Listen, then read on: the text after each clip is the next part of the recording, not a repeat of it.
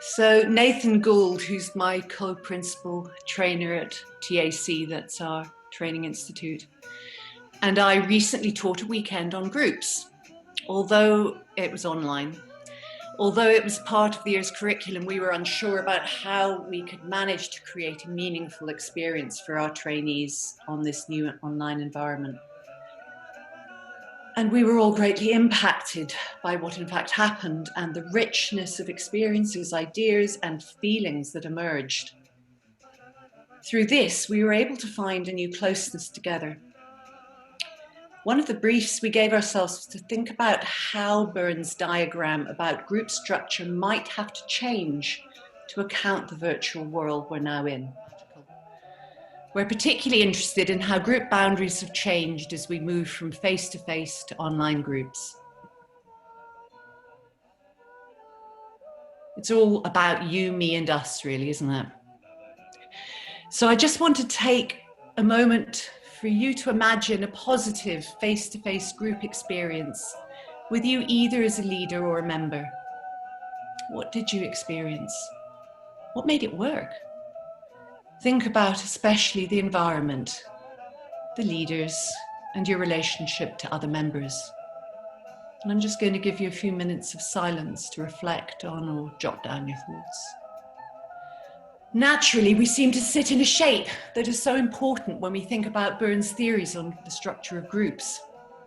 It's the shape of a circle that describes the external group boundary. There it is. That's our external group boundary. Take another moment now to think, how was this created in the face-to-face group in which you had your own positive experience? I'll just give you another moment of silence for you to reflect on this, to remember this, to jot down some ideas if you want. As many of us know, there's another important shape, another vital element in creating group cohesion, and that's the major internal group boundary. It's created by the leader or leaders of the group and separates them from the members. And it's how the leader maintains the external and internal boundaries of the group that is a vital part of group cohesion, membership, relationship. So this is an image of that internal boundary around the leaders. We've chosen this mandala to express our feelings towards our trainees. As many of you, I'm sure, who teach feel that love, hope, excitement, passion for what you're doing with your trainees. This boundary shows how, though we are held within the membership of the group, we have a differentiated role held by the secure internal group boundary. And here you can see now how it fits in relation to that external group boundary.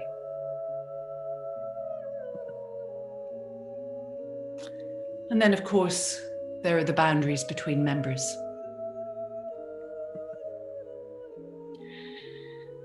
What makes a boundary? Well, boundaries are created in different ways, but the one we most want to think about now is the boundary created by place, our physical location. This is the element that's really changed, and we think it's affected the character of the boundaries that hold the group. There are many different characters to boundaries, which are roughly divided into three kinds. Diffuse, which is lax and open and creates a lack of safety, and I think this one is particularly relevant at the moment. There's rigid, which is hard and inflexible and can create a sense of lack of options. And then there's flexible, which combines the TA, protection, potency, and permission values, and allows the group to experiment and grow.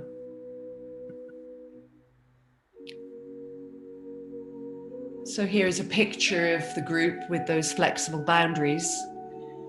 Just thinking again about that face-to-face group, How were these boundaries maintained and what were the relationships like? Just take a moment to reflect in silence and remember that experience and jot your ideas down. And there you can see some of our current trainees trying to make contact across the screen. So these are the things we thought about. What happens to the major internal group boundary, the potency and protection of the leaders, when they could be anywhere on the screen and are about 2 inches high? What happens to the external group boundary when the edges of the room have extended into other homes? When the clarity of the Wi-Fi interrupts your contact? When there are other interruptions such as children, dogs, phone calls, emails, the list goes on. I'm sure you've all witnessed or experienced firsthand that moment when a child runs into the room in the middle of an important interview or indeed asks for attention during a bathroom issue. You probably all have examples of your own. Maybe they're happening right now. Who minds the boundaries of the group now? And what do they look like? This is a question we asked ourselves and our trainees at TAC, and we co-created 2 ideas we thought we'd share with you. One is the leader's responsibility. Nathan and I reflected that we needed a new developing concept to describe our experiences together. First, we discovered that we have had to become more proactive in letting our trainees know how to receive and respond to interruption. We've had to become more attentive to what might be going on outside the group during a meeting, as well as what is going on with our trainees and inside us. We've also had to become more aware of each other and how we co-create the training. We have sought to model a new group etiquette in relationship to the internal and external group boundaries that is both more accounting, active, and flexible. This has, over time, created a sense of increased adult safety and intimacy for all concerned. Meanwhile, our trainees had their own challenges and solutions. They experienced the physical walls of the training room had gone, and their group leaders seemed smaller and closer than before. This resulted in a sense that the boundaries that they'd taken for granted had become more diffuse, if you remember that dotted line earlier. They suggested that in our virtual world, the members of a group had to hold imaginary hands and create the circumference of the group together. They saw themselves as becoming more responsible for the external group boundary that before they had taken for granted, and aware of the importance of more conscious contact and boundaries between members. By sharing this responsibility, they could also choose how they respected and maintained the major internal boundary with us, and how they then rediscovered us as their leaders. So we took their creative ideas and developed a new image for the structure of the group, one that accounts for our new expanding concept of group in response to this virtual world. And there it is, the virtual co-created group boundaries. You can see in the middle there that Nathan and I both have had to have our own internal group boundary, and that each of our members in the group have their own external group boundary that is flexible and connected and consciously linked to each other. And that this is then held up by their boundaries between each other. This external change was so important for them to discover, really, and name.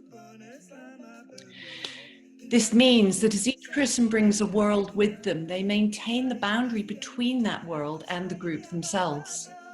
And they do this on behalf of the group. Each person also considers with greater awareness the meaning of relationship and connection between each of them as members. There are some ways that they found to do this: contracting around process, responding to interruptions with curiosity, checking in on their own and others' experience and naming those feelings and thoughts, again, rather than discounting them. Accounting for what happens when someone leaves the screen and identifying a buddy to contact if they lose connection. Doing this has been an invaluable lesson for us all as transactional analysts.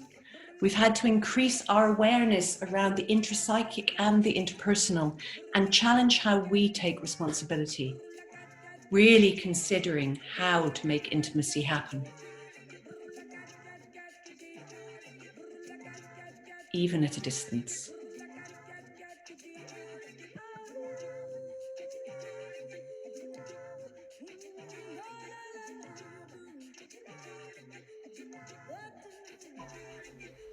So do get in touch with us if you want.